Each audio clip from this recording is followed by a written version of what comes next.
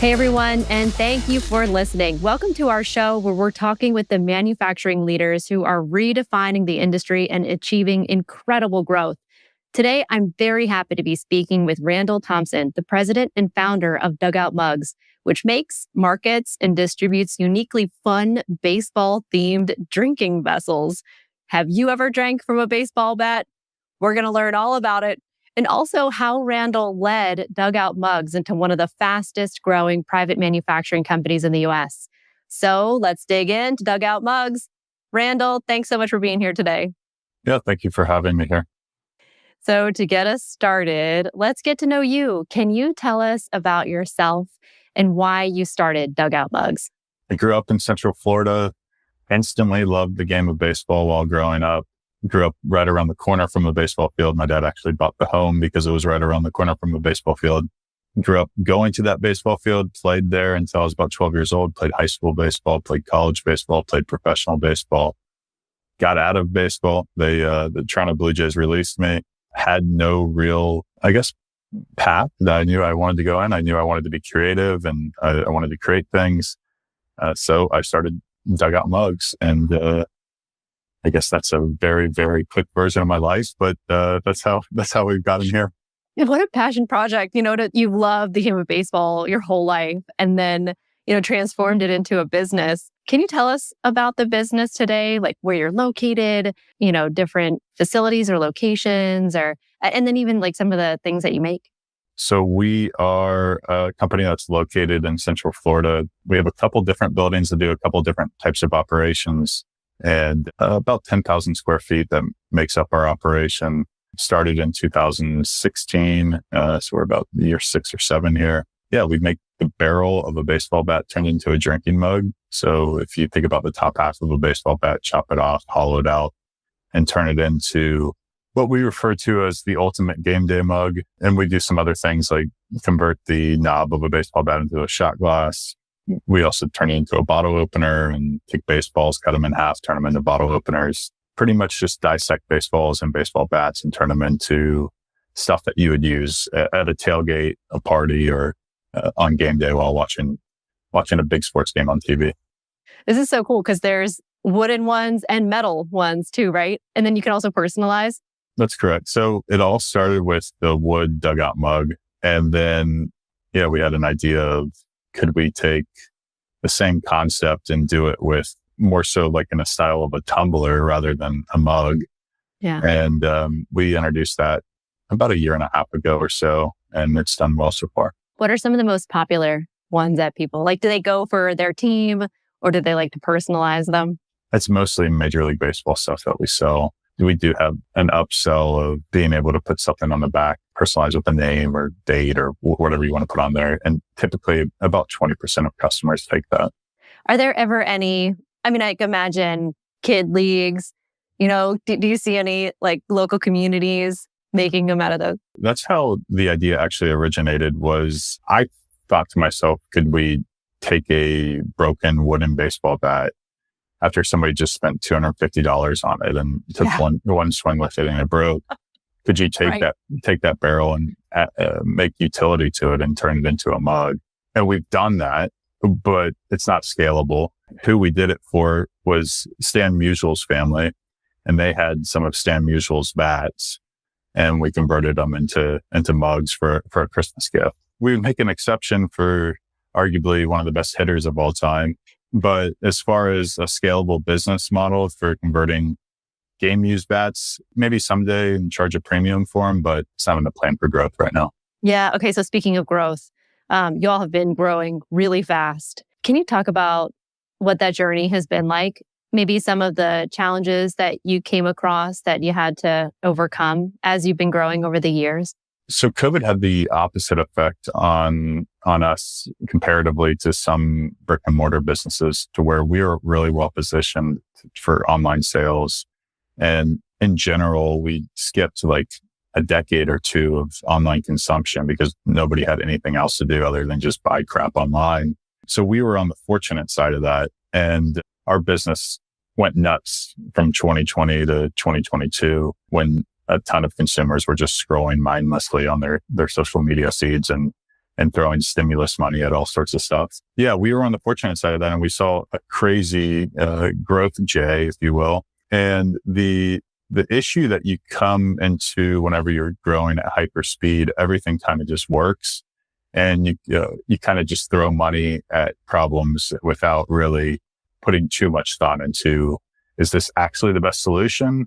Or is it just the quickest solution with the most amount of money?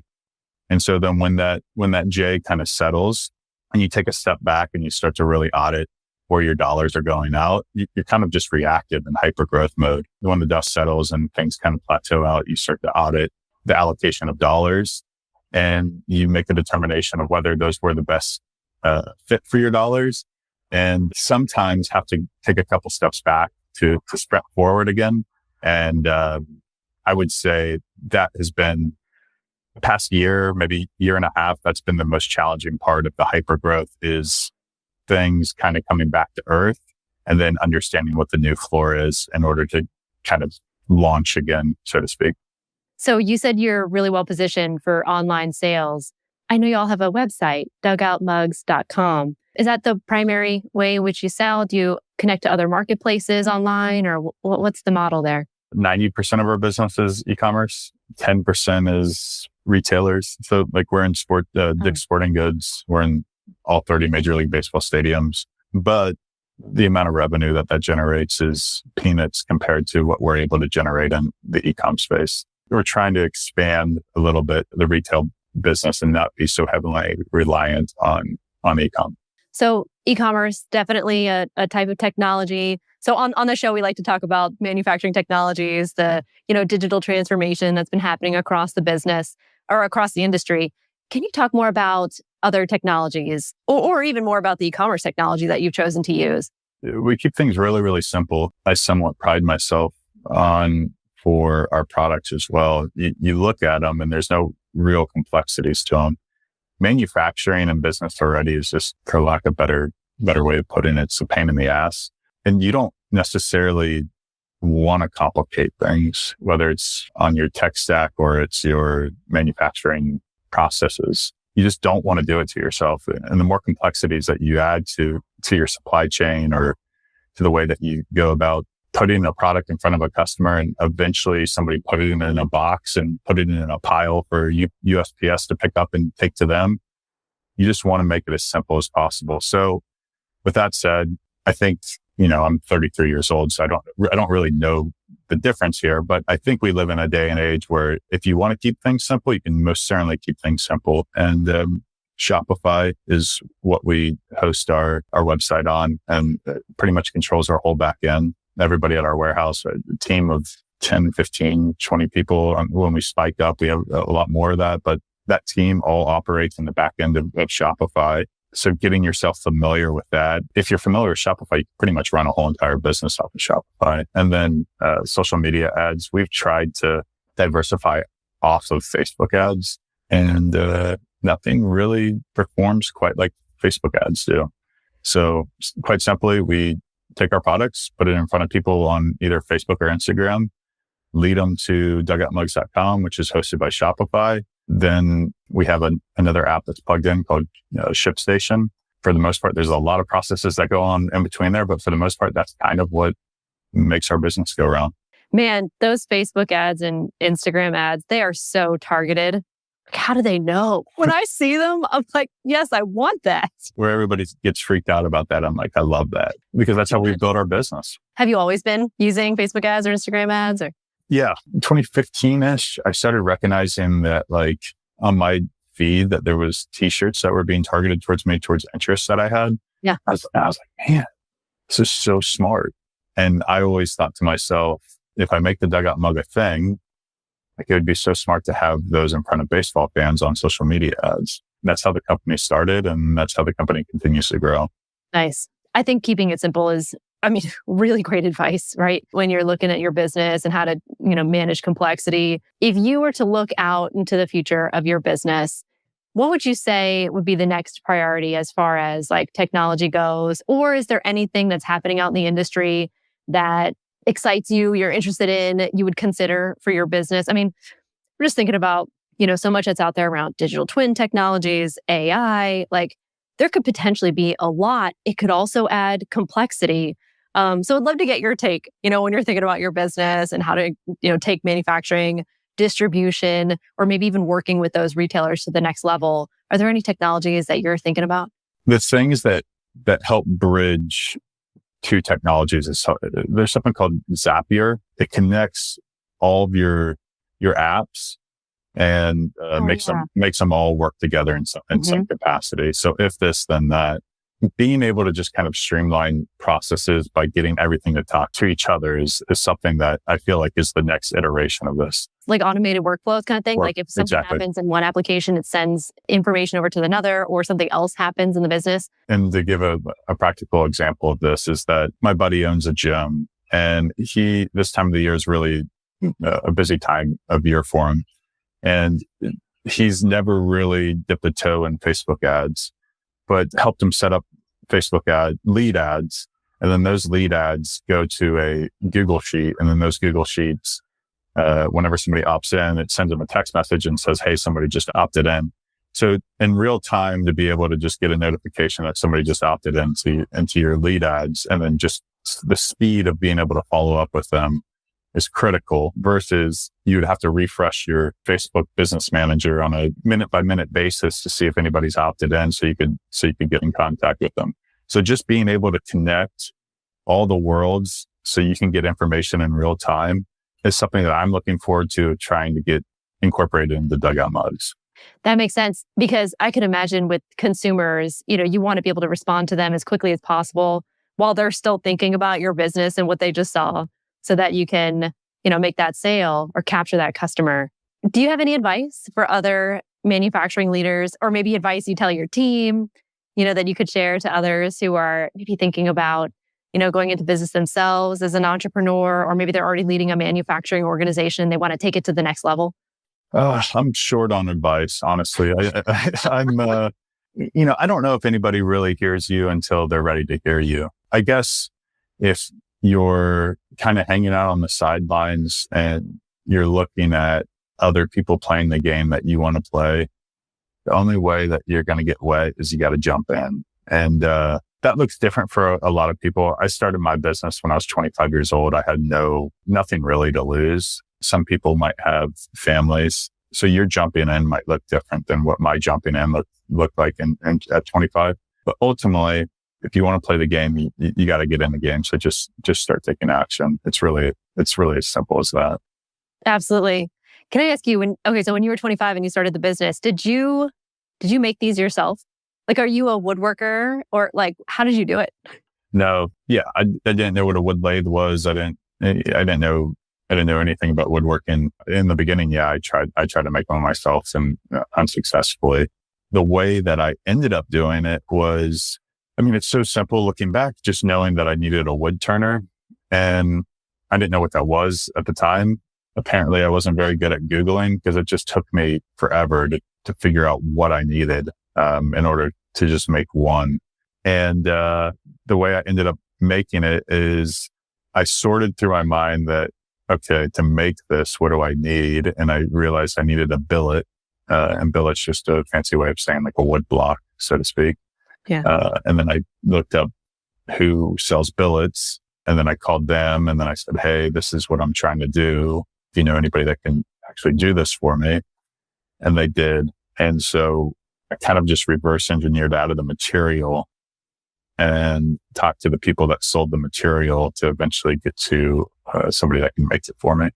It's inspiring, because to be an entrepreneur or to be a business leader, you think, I have to know everything. I have to have all the skills. I have to know the whole business model. But you can figure it out. You can start small, figure it out over time. And if it's something you love, you're driven to do it. Yeah, that's a fact. I have something that I like to say, that when you transition, I don't know until I got to know. That is kind of where the transformation happens. Yeah. And it doesn't all have to come at once. You don't have to turn every question that you have into an answer, but try one a day where you ask yourself a question in the subconscious level, bring it to the front of your mind and actually answer that question. And if you compound enough answers to those questions, eventually you're going to have a product in front of you. Then you get into distribution, and that's a whole nother ball of wax. But that's the way I look at it. Just listen to yourself think, listen to yourself ask those questions, transition it from I don't know to I got to know. Start with answering one of those questions once a day, then go to 2, then go to 3, then go to 4. And then before you know it, you'll have a product that you could potentially sell if there's a good market fit.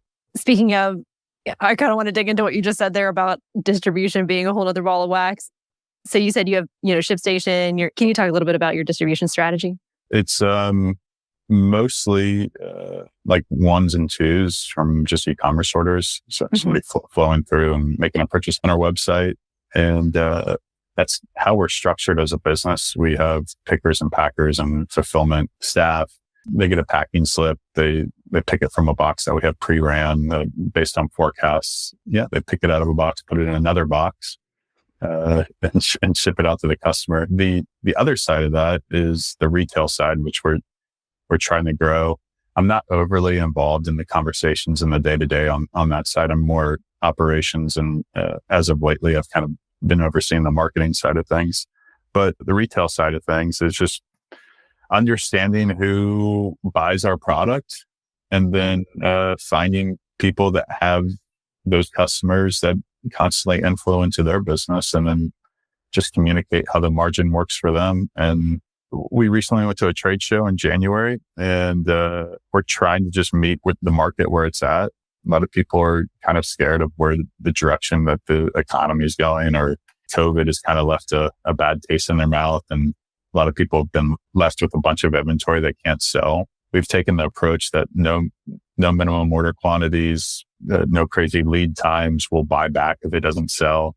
We're just trying to meet people where they're at. Yeah, and if they're fearful right now, then we'll take the risk because we know it's going to sell through.